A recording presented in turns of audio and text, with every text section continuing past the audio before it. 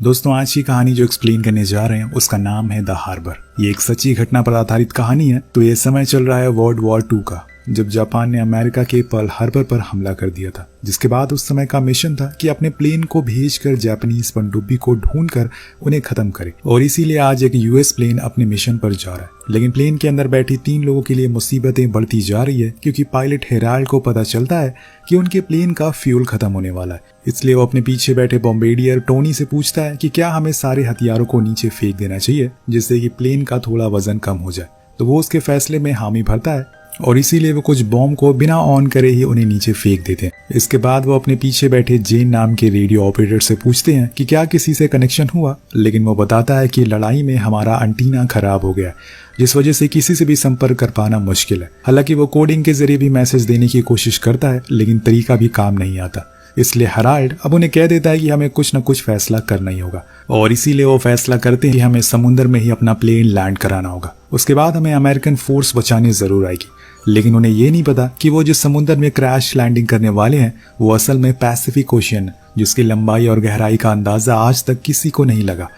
लेकिन तीनों ने फैसला कर लिया है, क्योंकि फ्यूल खत्म हो चुका है और दोनों ही इंजन बंद हो चुके हैं। इसलिए अगले ही पल इनका प्लेन पानी में लैंड हो जाता है। अब यहाँ हेराल्ड तो बाहर आ जाता है, लेकिन उसके दोनों साथी अभी भी प्लेन में ही फंसे हुए थे। यहाँ हेराल्ड ऊपर आ जाता है, पर वहाँ प्लेन जितनी तेजी से नीचे जा रहा था, दोनों की धड़कनें उतनी ही तेजी से बढ़ती जा रही थी।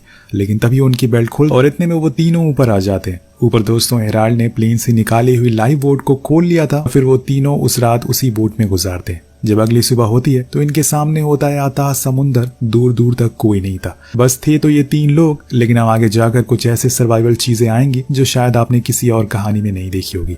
क्या ये लोग सच में इस समुंदर में खुद को जीवित रख पाएंगे, ये सब हमें थोड़ी देर में पता चलेगा।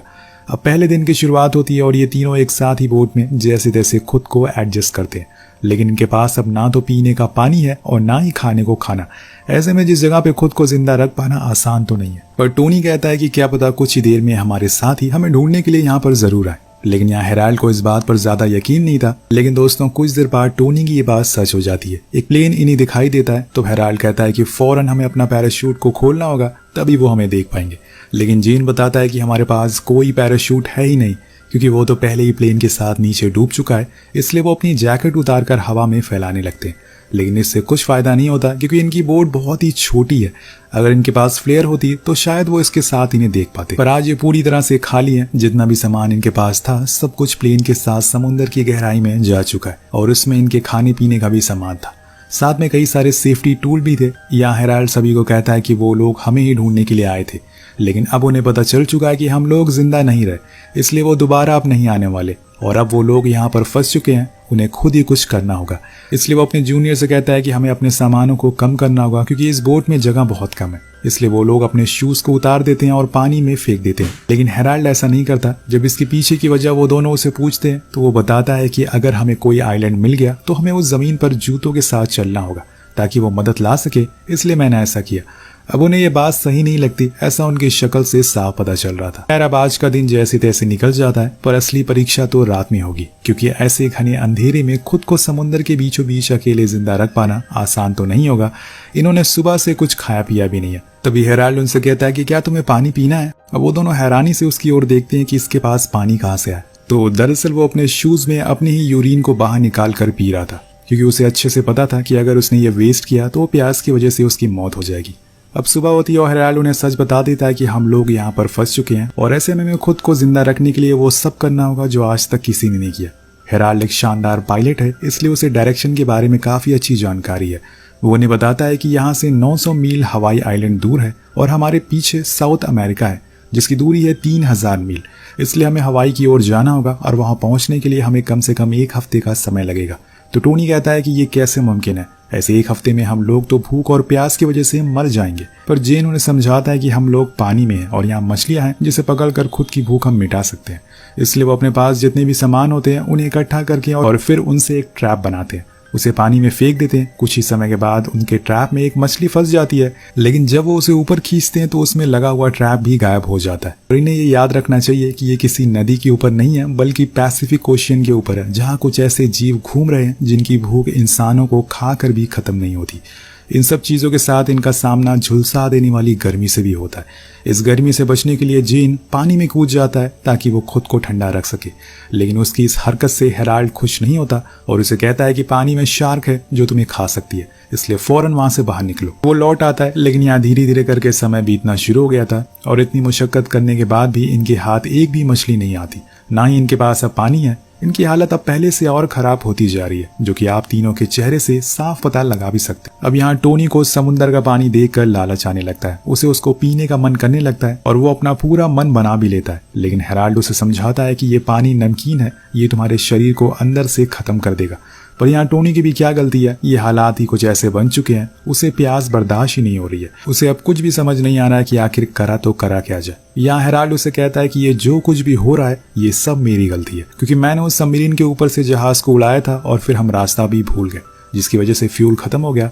पर जेन कहता है कि इसमें हमारी कोई गलती नहीं है, रेडियो कंट्रोल ने हमारे सवालों का कोई जवाब ही नहीं दिया, जिसके कारण आज हम यहाँ पर फंस चुके हैं। उनकी बातों से आप अंदाजा लगा सकते हैं कि तीनों में कितनी अच्छी अंडरस्टैंडिंग है और ऐसी जगह में ऐसी ही सूझबूझ की जरूरत पड़ती है जो इन्हें यहाँ पर जिंदा रखेगी। इसी बीच हेराल्ड को याद आता है कि उसके पास एक पेंसिल है जिसकी मदद से वो एक चार्ट बना सकता है, जिससे कि इन्हें आइडिया हो जाएगा कि इस समय पर ये कहाँ पर है।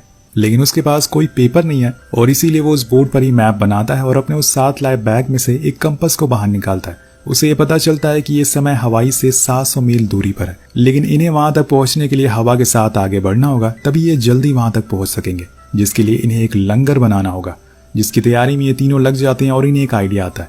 वो अपनी लाइफ जैकेट को फाड़ कर उसे एक लंगर बना लेते हैं और फिर उसे पानी में डाल देते हैं, जिसके बाद जैसे ही उसका संपर्क हवा और पानी से होता है वो अपने आप ही इनकी बोट को आगे की ओर ढकेलना शुरू कर देता है। लेकिन ये चीज तभी तक कारगर है जब तक किसी शार्क की नजर इनके लंगर पर ना पड़े। जैसे ही शार्क ने इन्हें देखा तो वो लंगर बेकार हो जाएगा और खतरा बढ़ जाएगा, जो हर एक आम आदमी करता है, यानी कि गॉड से प्रे करना, क्योंकि उन्होंने अपनी पूरी ताकत लगा दी थी। बाकी अब ऊपर वाले के हाथ में है, तीनों हाथ जोड़ लेते हैं और अपनी सलामती की दुआ मांगते हैं। लेकिन यहाँ टोनी कहता है कि गॉड, हमें पानी की सख्त जरूरत है, इसलिए बारिश करवा दीजिए। और इसके बाद बस सभी इसी उम्मीद में बैठ जाते हैं कि इनकी प्रे को ऊपर वाला सुन लेगा। लेकिन हेराल्ड एक सीनियर पायलट है, इसलिए वो अच्छे से समझता है कि माहौल को अगर अच्छा रखा जाएगा तो उनके लिए समय गुजारना आसान होगा, और इसीलिए वो वहां पर हंसी मजाक करना शुरू कर देता है और अपने रिक्रूटमेंट के दिनों की यादों को उनके साथ शेयर करने लगता है, जिससे एक अच्छा माहौल बन जाता है। कुछ समय के बाद फिर से अंधेरा हो जाता है और इसी में टोनी को एक बुरा सपना भी आता है, पर जैसे ही उसकी आंख खुलती है उसके चेहरे पर उसकी दुआओं का असर दिखना शुरू हो गया था। जी हाँ दोस्तों, बारिश होने लग गई थी। तीनों ये देखकर बहुत ही खुश थे, क्योंकि उनके लिए ये पानी किसी अमृत से कम नहीं है और ये किसी अनमोल समय जैसा वक्त है जिसे ये कभी भी भूल नहीं पाएंगे। तीनों ये बारिश को खूब एंजॉय करते हैं और पानी भी पी लेते हैं। अब हर अंधेरे के बाद उजाला भी आता है, जो इनके लिए मुसीबत बनकर आता है, क्योंकि जेन बहुत ही दिनों से कोशिश कर रहा है कि कोई मछली को वो पकड़ सके, क्योंकि सिर्फ पानी से प्यास बुझ सकती है, भूख नहीं, और इसीलिए वो अपनी कोशिश में लगा हुआ है मछली पकड़ने में। पर हेराल्ड कहता है कि तुम अपना समय बर्बाद कर रहे हो, क्योंकि तुमसे ये तो होने वाला नहीं है। तो जेन जवाब देते हुए कहता है कि मैं एक अमेरिकन हूँ और हमारे अमेरिका में जो काम असंभव होता है हम उसे ही संभव कर देते हैं।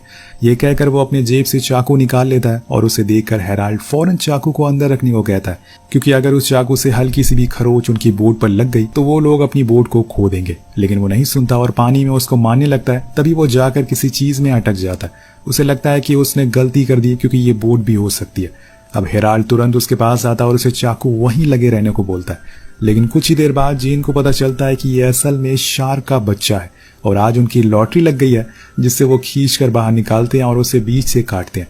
दोस्तों, आज तकरीबन 13 दिनों बाद आज इन्हें खाना मिला है और वो उस शार्क के बच्चे को कच्चा ही खाना शुरू कर देते हैं, जिससे इन्हें थोड़ी सी एनर्जी मिलती है और इनके अंदर एक हौसला भी बढ़ता है।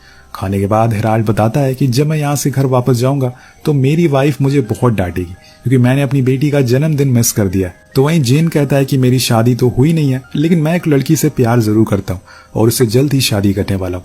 पर टोनी इन सभी के बीच में कुछ नहीं बोलता, क्योंकि उससे प्यार करने वाला कोई नहीं है, वो बिल्कुल अकेला है। अब जेन उसे मायूस देखकर कहता है कि कोई बात नहीं, जब तुम घर जाना तो मेरी बहन को डेट कर लेना, तुम एक अच्छे इंसान हो और उसे किसी अच्छे लड़के की तलाश है। ये तीनों बात कर ही रहे होते हैं कि तभी इन्हें कुछ हलचल सुनाई देती है और ये खतरे की घंटी थी, क्योंकि इनकी बोट के नीचे शार्क आ चुकी थी।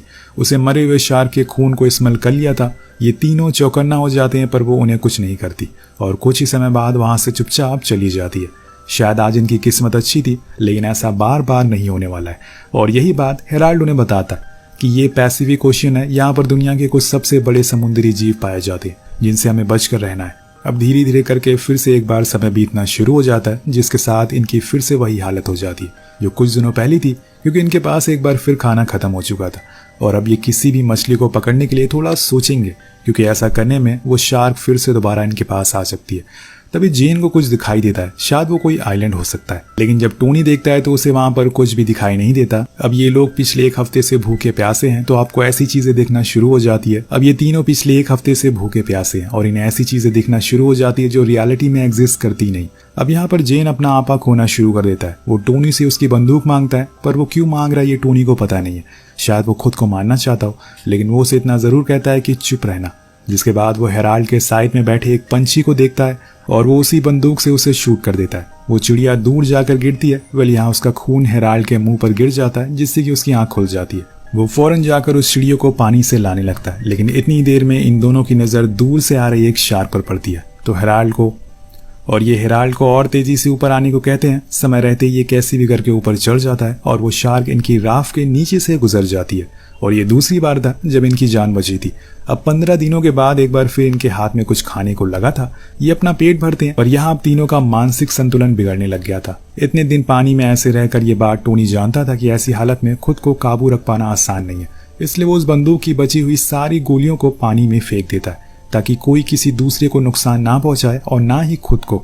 अगले दिन जब हेराल्ड सोकर उठता है तो देखता है कि दोनों में से कोई भी अपनी ड्यूटी पर नहीं है जो उन्हें दी गई थी, और कहता है कि तुमने मेरे ऑर्डर फॉलो क्यों नहीं करे। तो वो कहता है कि यहाँ पर ऐसा देखने वाला कोई नहीं है और हमें 1 हफ्ते से ऊपर हो चुका है और अब हमें यहाँ कोई आइलैंड भी नहीं दिख रहा है। तुमने जो वो मैप बनाया था वो सही था या फिर गलत था। तो हेराल्ड कहता है कि मेरे दिमाग में उसकी एक प्रैक्टिकल इमेज थी, यानी कि दोस्तों वो पूरी तरह से कॉन्फिडेंट नहीं था असल में वो लोग कहाँ पर है। अब ये सुनकर उसके दोनों साथी बहुत गुस्सा हो जाते हैं और हेराल्ड से कह देते हैं कि ये जो कुछ भी हो रहा है तुम्हारी वजह से हो रहा है, क्योंकि तुमने हमारे प्लेन को आउट ऑफ रेंज लेकर चले गए, जिसकी वजह से हमारा फ्यूल खत्म हो गया और हम यहाँ पर पानी में लैंड कर गए। हेराल्ड जानता है कि ये गलती उसकी है, इसलिए वो अपनी गलती मान लेता है और सच कह देता है कि उसकी कुछ देर के लिए आंख लग गई थी और जब वो उठा तो बहुत दूर आ चुका था। वहां से वापस रेंज में जाने के लिए उनके पास पर्याप्त मात्रा में फ्यूल नहीं था और वो उन दोनों से रोते हुए माफी मांगता है। अब जो कुछ भी हुआ उन्हें भूल कर आगे बढ़ना होगा। अब जेन उस मैप को देखता है जो हेराल्ड ने उस लाइफ जैकेट पर बनाया था, जिससे वो हेराल्ड को देता है और कहता है कि ये हमारी आखिरी उम्मीद है। लेकिन यहाँ हेराल्ड को एक आइडिया आता है। वो अपने शूज को फाड़ देता है और फिर उसके सोल को एक चप्पू की तरह इस्तेमाल करता है और फिर वो लोग अपनी बोट को आगे बढ़ाना शुरू करते हैं।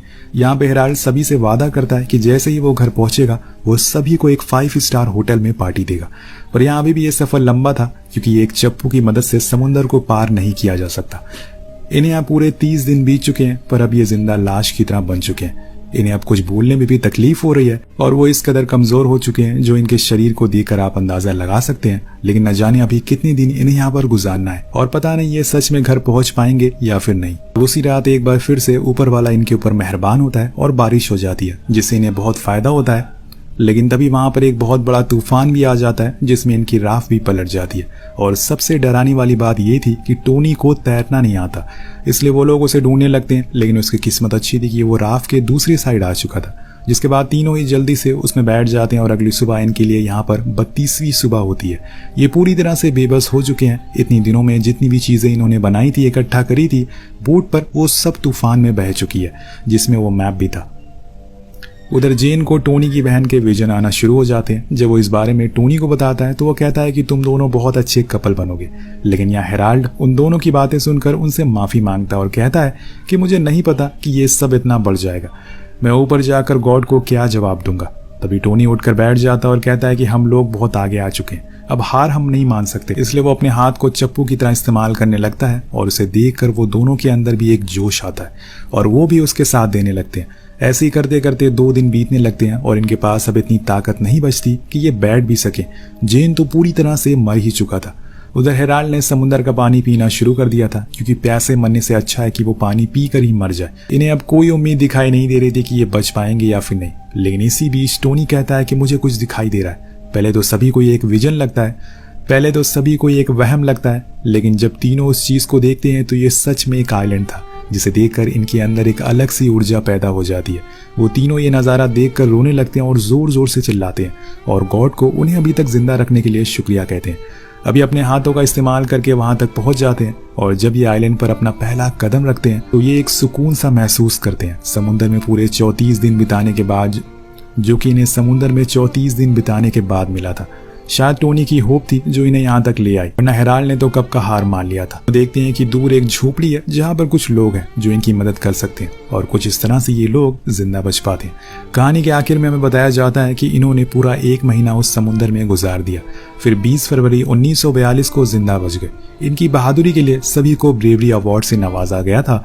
1946 में जेन ने टोनी की बहन फ्रांसिस से शादी भी कर ली और हेराल्ड ने अपने वादे के मुताबिक इन दोनों को एक बड़े से होटल में पार्टी भी दी। इसके बाद हम इनकी कुछ असली तस्वीरों को भी देखते हैं, जिसके साथ ये कहानी यहीं पर खत्म हो जाती है। वेल दोस्तों, इस कहानी से यही सीख मिलती है कि जितनी भी मुश्किलें आए कभी भी हार मत मानिए। क्या पता अगली सुबह आपके लिए एक नई उम्मीद लेकर आ जाए। आपको कहानी कैसे लगी नीचे कमेंट करके जरूर बताइएगा। इस वीडियो पर एम करते हैं 300 कमेंट का, तो कमेंट जरूर करिएगा। Peace out.